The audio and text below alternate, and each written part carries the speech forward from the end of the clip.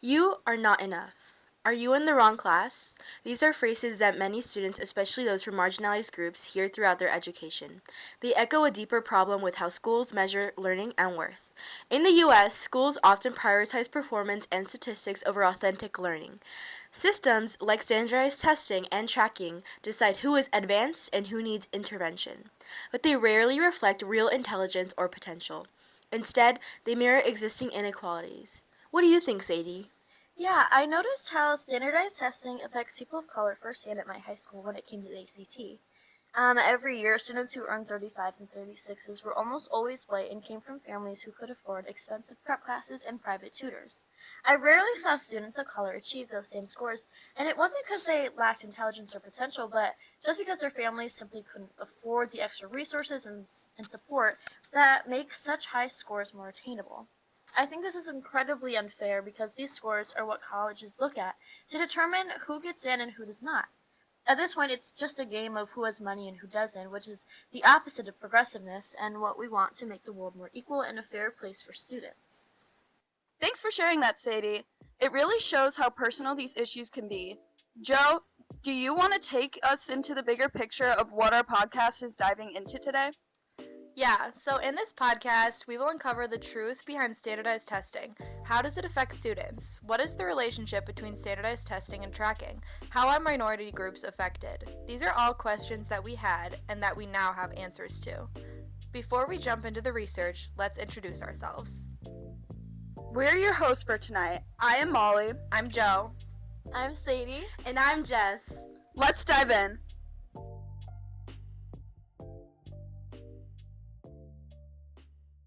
Okay, let's start by talking about why this topic matters to each of us.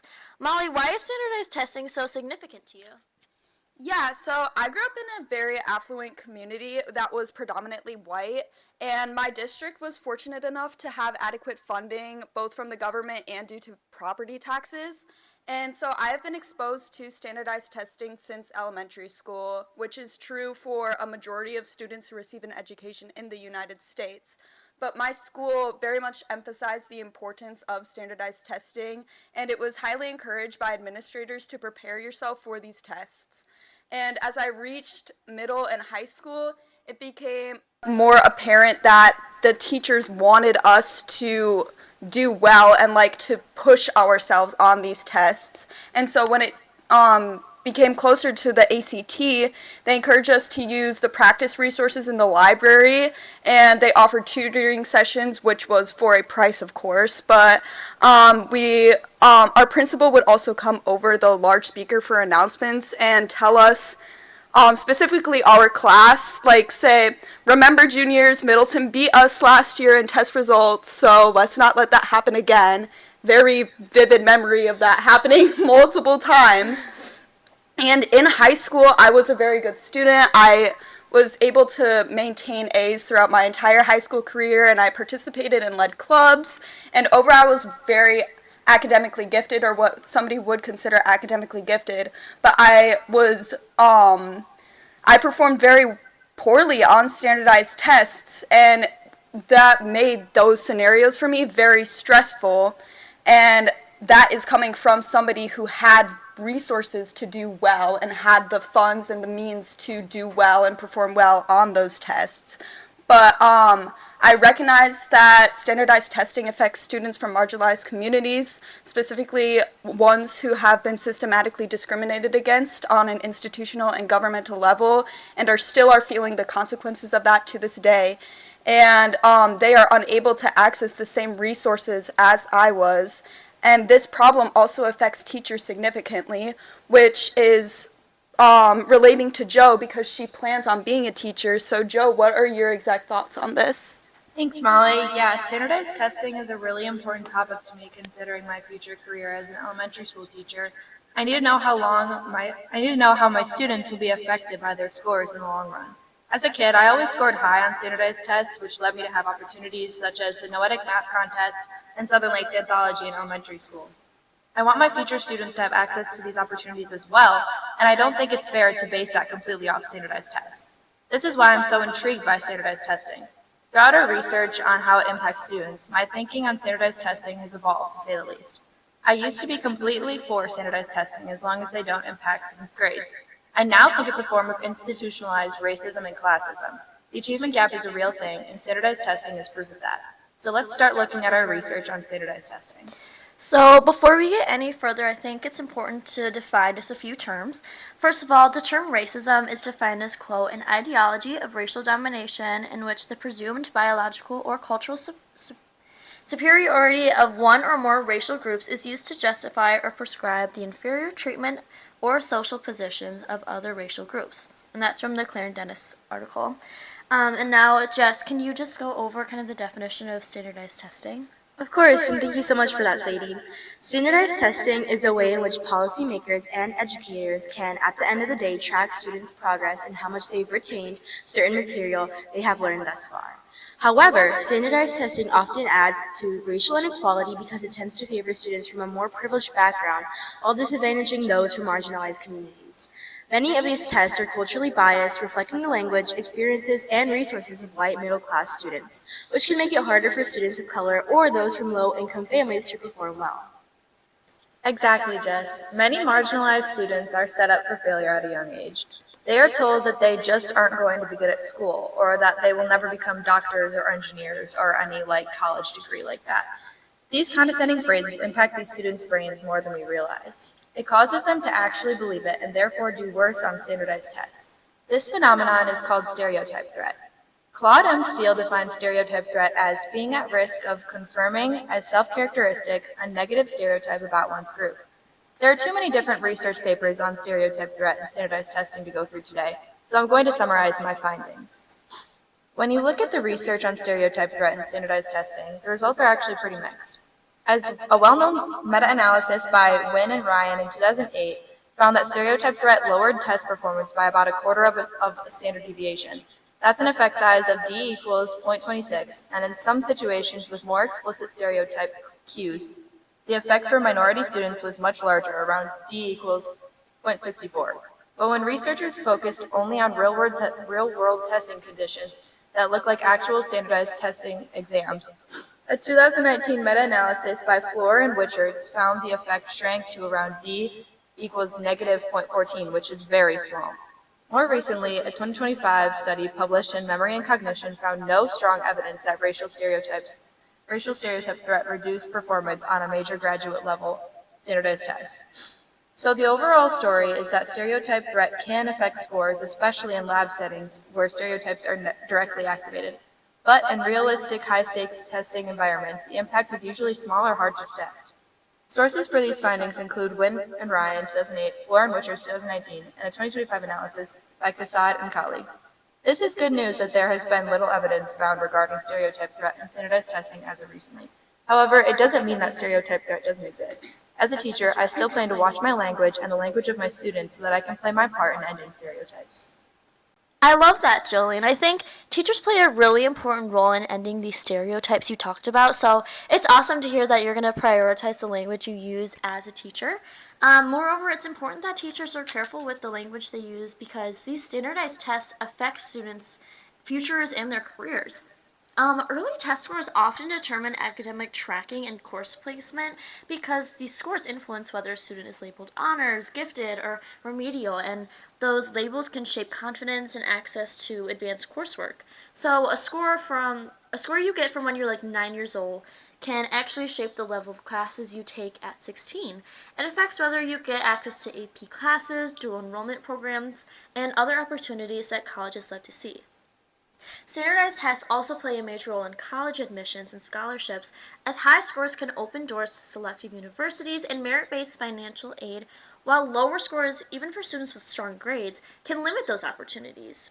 The College Board reported in 2023 that students scoring in the top percentiles are way more likely to receive merit-based scholarships. So two students with the same GPA and same classes can walk away with totally different financial aid packages, all because of their test scores. And if you zoom out even more, Georgetown University found students who get into more selective colleges, it's often because of their high test scores, and they end up having even higher lifetime earnings. So yeah, these numbers follow people for a very long time. Also, standardized tests can create significant psychological pressures. The American Psychological Association says that standardized testing is one of the top stressors for teenagers. And when students get low test scores again and again, a pattern shows up: anxiety, drops in confidence, and that feeling of, I guess I'm just not smart. Like you talked about before, Jolene, with the stereotype threats. And the thing is, these tests only measure a sliver of what students can do. They measure reading, math, logical thinking, and how well you perform under pressure in a timed environment. That's it. They don't measure creativity, leadership, curiosity, resilience, none of those qualities that actually make someone successful in life. So, overall, this means students who start out with fewer resources face additional barriers at every step of the pipeline. They're less likely to attend top tier schools, which often leads to fewer opportunities in competitive job markets, lower earning potential, and reduce access to professional networks that open doors later on. So, the test doesn't just measure inequity, it reinforces it. It becomes part of a larger cycle where existing disparities in education produce gaps in test performances. And those gaps then influence who gets opportunities in higher education and beyond. Jess, you've been looking into how standardized testing impacts different groups of students. Can you just explain how these tests specifically affect minority and lower income students compared to their higher income, mostly white peers? Of course, Sadie. So, have you ever sat in a classroom during testing season and noticed who looks the most stressed, confused, or defeated before the test even begins? For so many Black, Hispanic, immigrant, and low income students, standardized tests don't just measure knowledge, they send a message about who belongs and who is expected to succeed. Standardized testing poses a major challenge to racial equity because these tests don't actually measure intelligence. As you were saying, Sadie, they measure access to stable schools, experienced teachers, test prep resources, native English fluency, and generational wealth. And those resources are not distributed equally. One thing I saw firsthand as a teaching assistant is that students, especially ESL students, were constantly being tested. Like in my state, STAR, MAP, district benchmarks, they were barely learning anything new because instruction kept stopping for test prep. And when a student who's still learning English has to take a reading test written for native English speakers, the score reflects language barriers, not ability. Yet, those scores follow students for years, affecting placement, tracking, and how teachers perceive them. Core scholars argue that these systems reproduce inequality, not reduce it. For example, Wayne All, 2016, explains that standardized testing acts as a racial project. He argues that tests label entire communities, usually low-income Black and brown neighborhoods, as failing, while allowing wealthier, mostly white schools to appear successful. And because the tests are described as objective, they let society ignore the structural racism underneath the scores. It's not that students of color are less capable, it's that the system is designed around the experiences, language, and resources of white middle class students. We also see the effects in how students are sorted. Tyson 2011, for example, shows that tracking, which often uses test scores, shapes which students get placed into advanced or remedial classes. But those placements affect confidence and belonging. Students of color are underrepresented in advanced programs not because of ability, but because they internalize test-based messages that they don't fit in academically. This issue is also deeply connected to humanizing education. Bajaj et al. 2022 argues that schools must center students' histories, culture, and identities. But standardized testing erases individuality. It assumes every student learns, thinks, and expresses knowledge the same way. And when students don't fit into that mold, the system treats them and their communities as problems to fix. And honestly, this is where the harm becomes personal. Imagine being 10 or even 11 years old and being told through a number on a paper that you're below grade level. Over time, those labels become identities. I've seen students ask, am I in the wrong class or am I not smart enough? That kind of self-doubt is exactly what racial inequity looks like inside classrooms. Standardized testing affects minority students by limiting opportunities, narrowing curriculum, mislabeling ability, and reinforcing structural inequalities. And when those scores are tied to school funding or even teacher pay, the cycle intensifies. Students become data points, and the communities that most need investment are the ones punished for not meeting standards that were never designed with them in mind. You are exactly right, Jess, and I wanted to investigate further into a point that you made at the end where you mentioned that test scores have impacts beyond the students, such as school funding and teacher pay. Though we may not realize it, standardized testing has a tremendous impact on the functionality of the curriculum and the structure of the school dynamic, going as deep as to affect the methods of teaching districts impose, as quoted by Fair Test, the National Center for Fair and Open Testing, 2012. And standardized testing affects teachers due to the fact that the results are used as an evaluation tool, even though it is proven that marginalized districts do not receive adequate funding and, therefore, score significantly worse than affluent schools. When teachers know their evaluation or pay or job security depends on math and reading test scores, there is a strong incentive to focus primarily on the skills likely to be tested at the expense of broader educational goals. And the EPI, or the Economic Policy Institute, warns that this can lead to reducing or eliminating time for science, history, arts, civics, foreign language, writing, critical thinking, and other non-tested but important subjects. Ladson Billings, a professor and theorist at UW-Madison, shares her development of culturally relevant pedagogy, or CRP, a research-backed educational system that will address the inequalities produced by standardized testing. She defines CRP through three central tenets: A, academic success; B, cultural competence; and C, sociopolitical consciousness. She also mentions that by centering students' lived experiences, languages, and cultures, CRP creates an environment where students and teachers feel seen, valued, and empowered. Ladson Billings, 1995. CRP in practice will be extremely beneficial to students in underprivileged communities by focusing learning to the individualized student rather than the results of the standardized test. In summary, standardized testing is an issue deeper than simply not being good at the test. It is rooted in institutionalized racism that has been systematically promoted for years and severely impacts students from marginalized communities who are unable to access the same resources. Standardized testing also affects teachers and the curriculum, causing the information that is taught in schools to be catered towards the results of the test. Given these inequities, Jess and Sadie, what concrete steps or policy changes would you suggest to improve the equity in standardized testing? So honestly, I think if we really want to move toward racial equity in education, we have to rethink how we use standardized testing. My first recommendation is to reduce the weight of these tests in major decisions. A single number shouldn't determine a student's future, their placement, or whether a school gets labeled as failing. Instead, we should use multiple ways of measuring learning, things like portfolios, class projects, and teacher assessments. I think a huge part of this, both as a community and as a country, is recognizing that we are failing students. We can't keep pretending the system is neutral when it clearly isn't. By allocating more resources to education and actually directing those resources to the schools and communities that have been historically underfunded, we can start to close those gaps. But this also means being willing to look at what other countries are doing and learning from systems that prioritize equity and adapting those ideas to fit our context. At the end of the day, we need to move away from a model that punishes students and schools for not performing well on standardized tests and shift toward one that supports them. Investing in teacher training, bilingual programs, mental health services, smaller sizes, and culturally responsive curriculum, which isn't extra, it's necessary.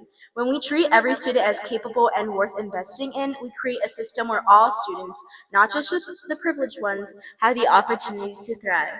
When tests only reflect white, middle class experiences, they exclude huge groups of students from showing what they know. So, instead of pushing low scores, we should invest in the communities that need support the most. The schools that are labeled as underperforming usually serve Black, Hispanic, and low income students, which means they need more resources, not less. More funding, more experienced teachers, bilingual supports, tutoring, and smaller classes. These changes won't solve everything, but they would move us away from a test driven system that reinforces inequity and toward one that actually supports learning, belonging, and opportunity for all students. And that's all we have for you today on Behind the Numbers. Today we talked about standardized testing and its effects. We discussed minority groups, tracking, pressure, and financial impacts. We hope you take into consideration everything we touched on today, especially if you're going into education. As always, thank you for listening and stay tuned for next week when we talk about systematic racism in education. Bye!